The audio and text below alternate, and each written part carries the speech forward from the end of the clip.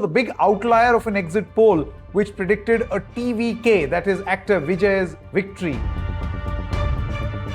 I think this whole thing is devised more for the news media and people like us to enjoy that because it gives television channels a great opportunity to score. So there is an anti-incumbency which is this particular government is facing because it's been in power now one term, and never in the past DMK has come for a second time except once. In Delhi 2013, nobody thought that the AAP party will get upwards of 25. Nobody predicted this. Tamil Nadu certainly reacts to federal issues very strongly. It's very conscious of the fact that it needs to uphold and protect its regional rights.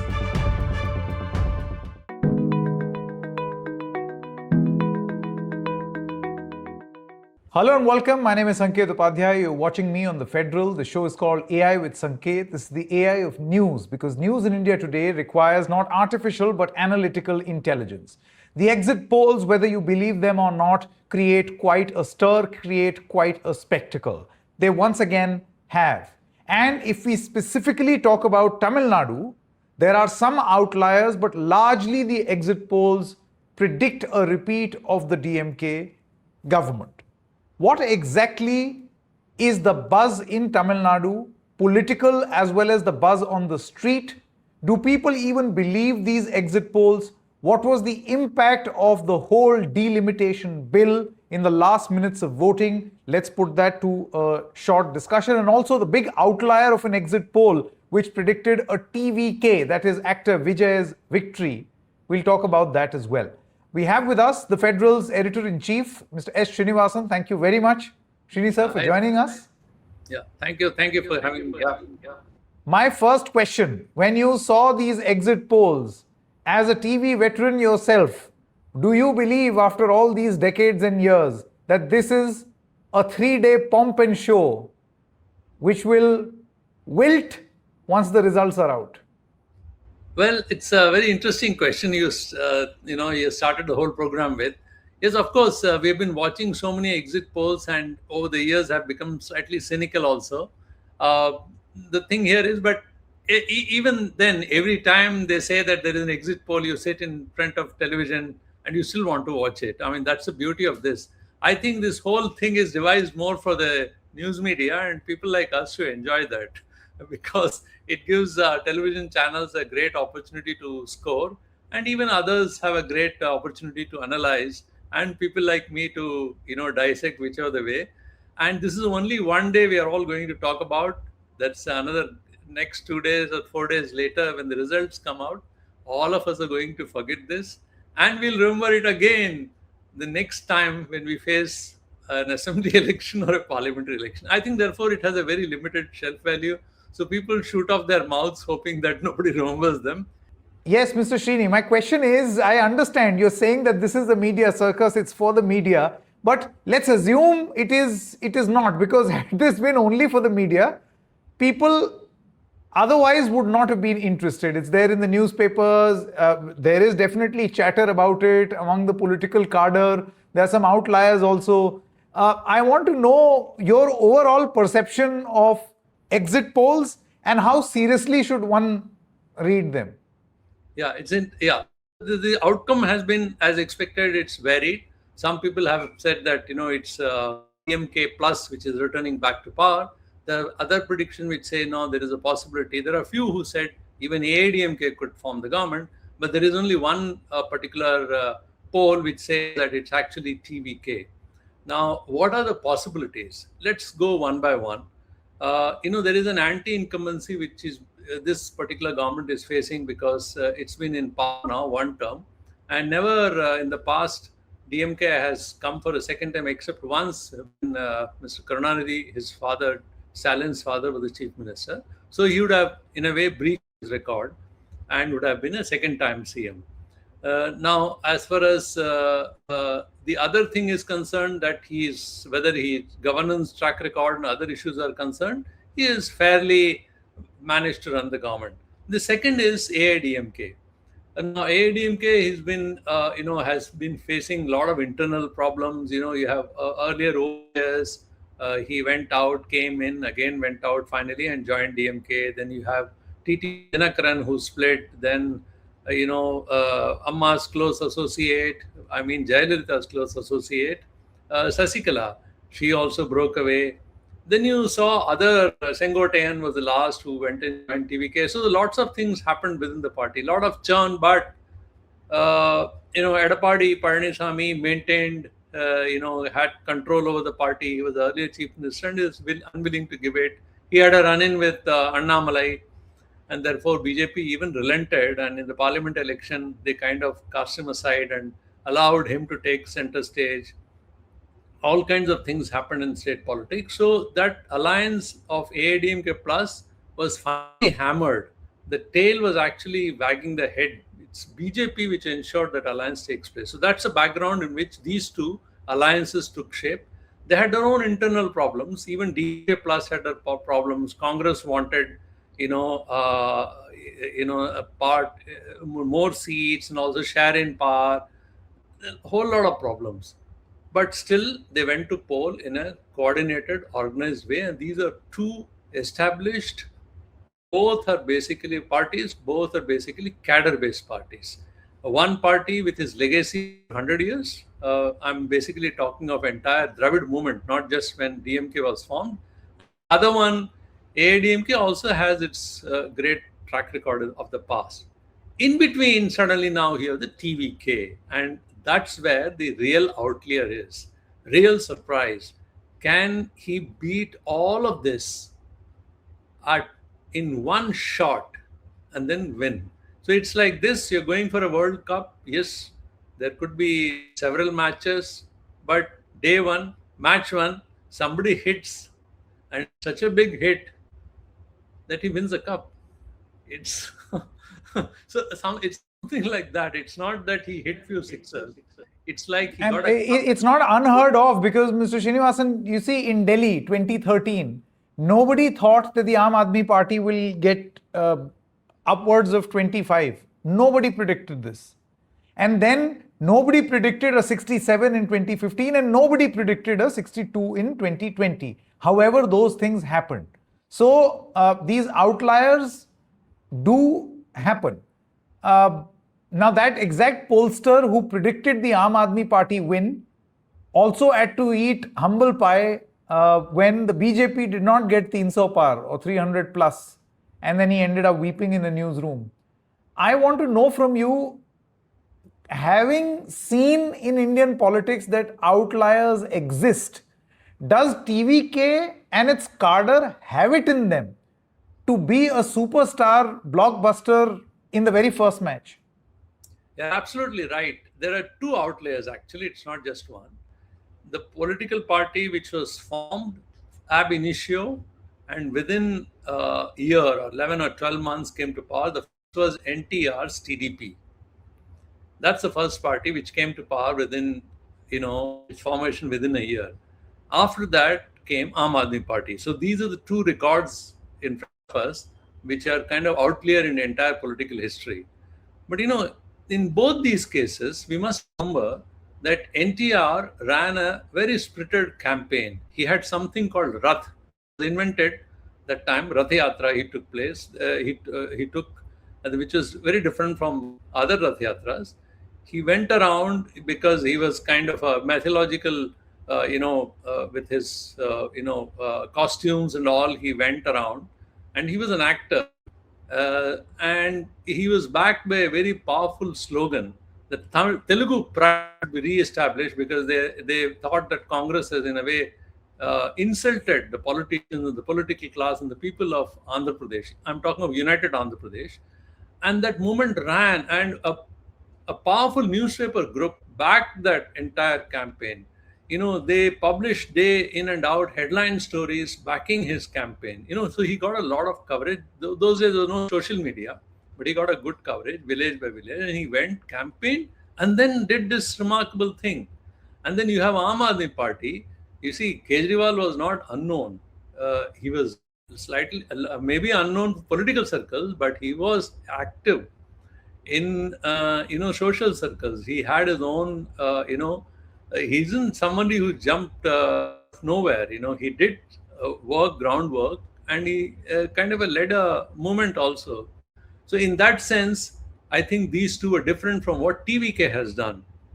Now, TVK's party is, about a year old. He launched, but he hardly ever, I mean, I'm talking about Vijay, he hardly ever spoke, much about his political, except saying two things that, DMK is my, a political enemy and BJP is my ideological enemy. These are the two things he said. And he set out on a campaign, and it became a disaster because about 41 people died in Karur because of massive crowd that gathered. So then everyone realized that, hell, he's a huge crowd puller. That's another thing established. Besides, if you look at where all he campaigned, let me just read it out for you where all he went. He campaigned in and around Chennai for 3 days. He went to Tirunelveli, which is in south of Tamil Nadu, Thoothukudi, it's again in the south, for 1 day each. Tirupur, which is in western part, industrial town, and Dharmapuri, which is in the neighboring, and then Coimbatore he went, which is a mega town here other than Chennai. And he went to Tiruchi, another major town in Tamil Nadu. So that's where he went to a dargah, temple, and a church. And then he went to, he spent a day in Perambur, his own constituency. But he didn't go to Karur, where that accident happened, where 41 people died. He didn't go to many parts of Tamil Nadu. So in that sense, his whirlwind tour, which is just, except Perambur, he got down of his, and then spoke to people. Again, only for a day. It's largely only a kind of a road show. And that's all he did. And to expect that this road show has converted not only everything into real votes, he also manages to form a government is something extraordinary. See, it is true that a whole lot of youngsters back him, and a whole lot of women also like him. He has a huge fan following. But to think that he has overcome everything and has become a chief ministerial person overnight is a bit of a, I mean, you can say replace, believe it or not. It's that kind of thing seem to be happening. But to be fair, it is also possible that a whole lot of people in Tamil Nadu are sick and tired of, selecting between the two Dravidian parties, DMK, AIADMK, DMK, AIADMK. Are they really tired? Are they looking for a different kind of paradigm? Because you see, we all say it's a developed state. Because if you look at various parameters, it is a developed state. If you look at educational outcomes, if you look at social outcomes, which is whether health, child birth rate, or if you look at death rate, all those outcomes, educational outcomes, the gross enrollment ratio, it's one of the most highly industrialized state, which labor, women in labor participation, one of the highest in India. All these things fantastic, but are people expecting more than that? Yes, why not? Look at Chennai. Its roads are narrow. We still people don't have pipe gas. They don't have, traffic jams. You can see all the times, narrow roads, poor public infrastructure within the city. So urban landscape, pure drinking water. A lot of households here get water, shipped through cans. They receive water in cans. So there are lots of issues here as well. Have people here really got tired and they thought enough is enough? We should have somebody else. If that is the case, if somebody is proposing that as a reason, and they really want to turn world class, not to compare, I heard in my own, this argument in our own federal, somebody was making that, people do travel here from Tamil Nadu, Chennai to, other countries, and they have an idea of how other countries look like. Are they looking themselves to be world class citizens? are these political parties not able to fulfill their aspirations, and that has angered them. I mean, then it's a different issue. But as far as journalistic class is concerned, as far as I heard from my own reporters and others of my group news channel, I didn't hear anything that there is such a major churn happening in Tamil Nadu. But here's the thing. You see, this was the exact same buzz. And I'm just reminded of 2013 about the Aam Aadmi Party as well. Newsrooms, pollsters, psephologists, political workers, political analysts, none of them thought that Arvind Kejriwal and his political party have it in them to suddenly within a year create such a flutter. But they did. I just want to ask you, Mr. Srinivasan, do you feel that Mr. Vijay and his TVK has that potential in him? And is Tamil Nadu facing a crisis, a political crisis of a kind where he can provide that, he can be that savior for one and all to lead a mass movement, a sort of an undercurrent which will come to the fore in these elections? Well, there is nothing to prove that he can do it. If people are going, probably, if for a moment, let's assume that this is true. It's not an outlier.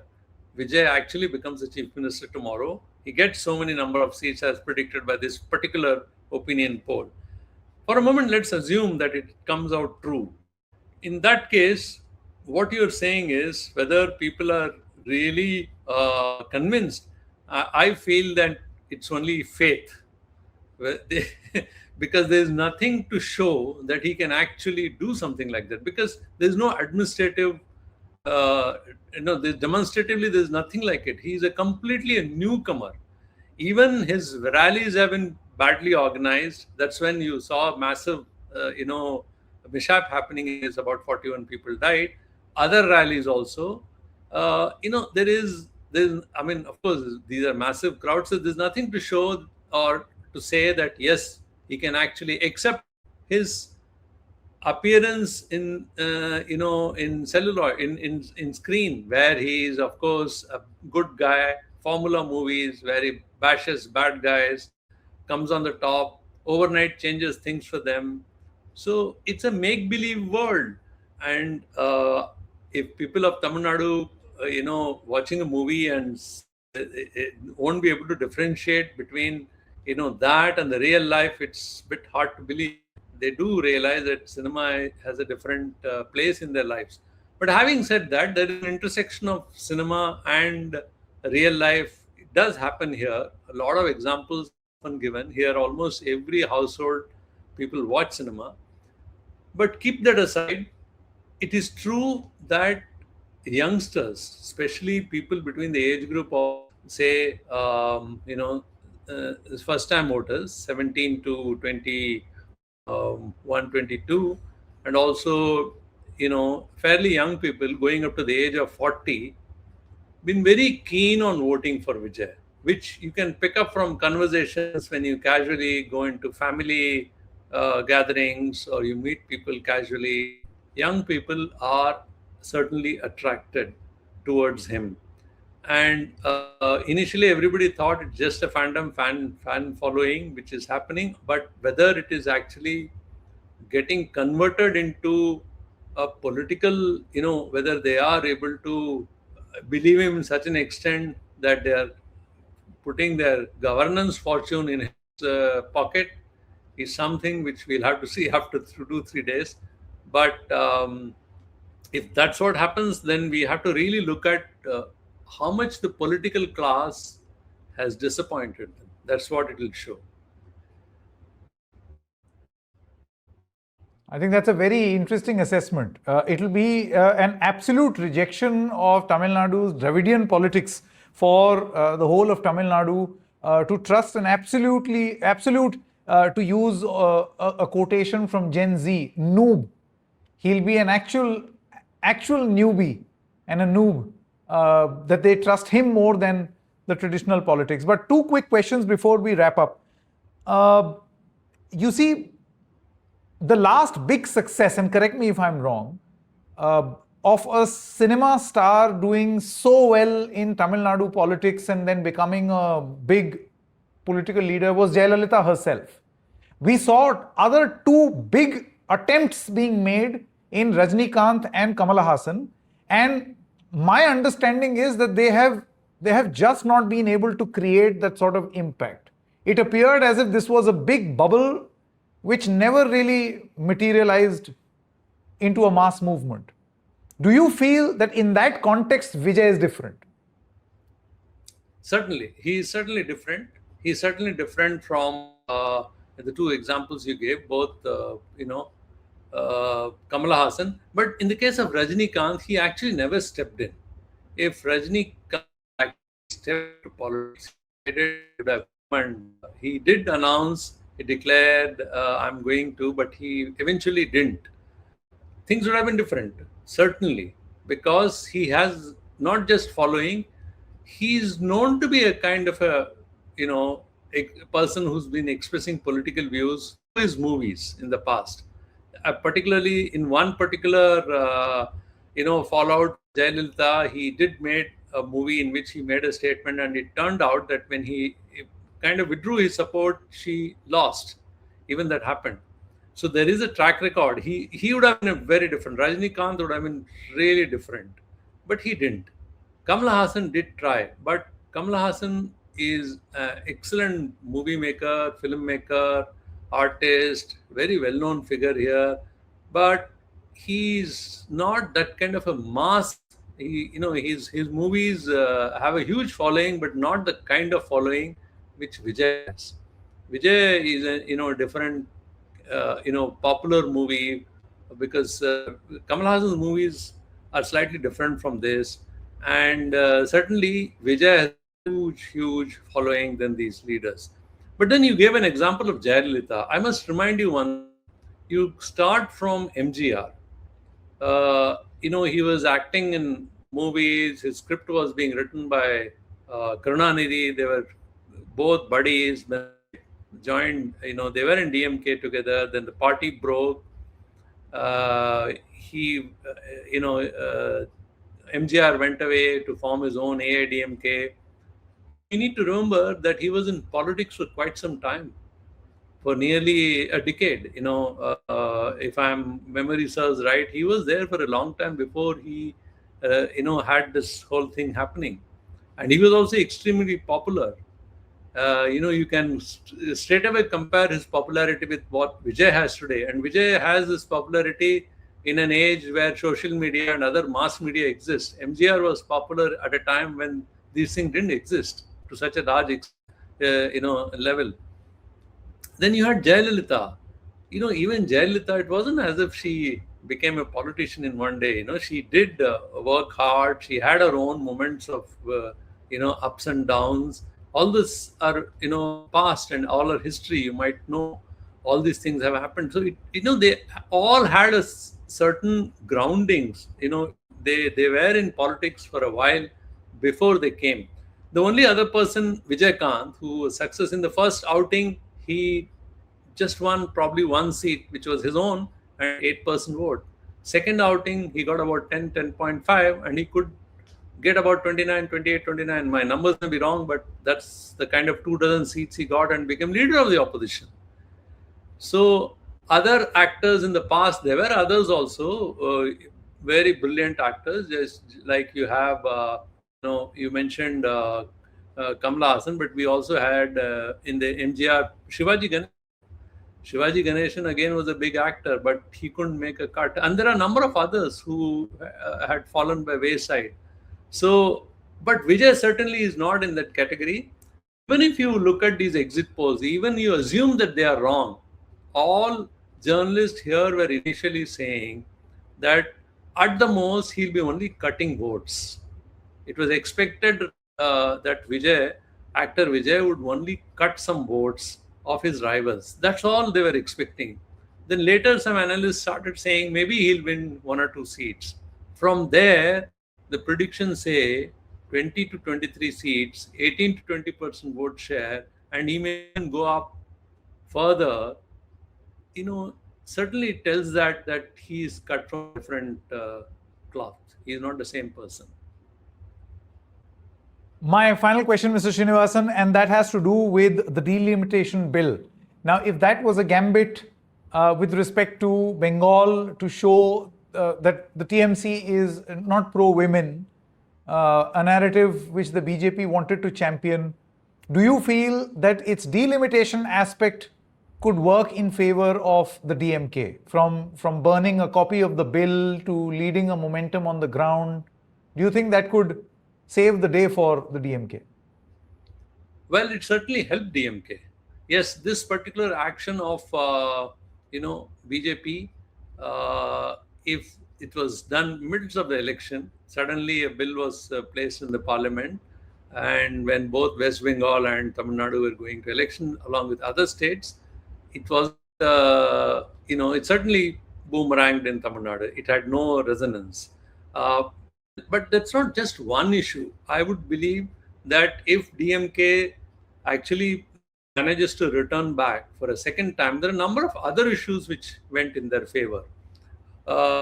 Certainly, this is one issue because Tamil Nadu certainly reacts to federal issues very strongly. It's very conscious of the fact that it needs to uphold and protect its regional rights, and they're very particular about it, which originates from its own Tamil as an ideology. And people here are not going to give up on that. That's given. That's a certain. It helped him. Certainly, Stalin tried to encash on that by burning the bill and doing other things. As you suggested, wore a black shirt. He did run a campaign, and it was helpful because he was already in midst of election campaign. It came very handy for him. He did use it. But there are a number of other issues, I would say. This alone won't be can't be considered as a kind of a winning issue for him. He did distribute through what now called as direct benefit transfer mechanism. He gave nearly 9,000 in 2-3 installments to women here, and he tried to woo women in giving this. And there are a number of others freebies which are already on in the state, and he tried to encash them. The other thing is that he was a very visible chief minister. He was there almost on functions regularly. He was as much as now you are well aware, living in Delhi, that politicians are now learned to be in limelight all through the year. So it has trickled down to Chennai also, like Prime Minister does in Delhi, in other places. Stalin also here has the arc lights on him all the time.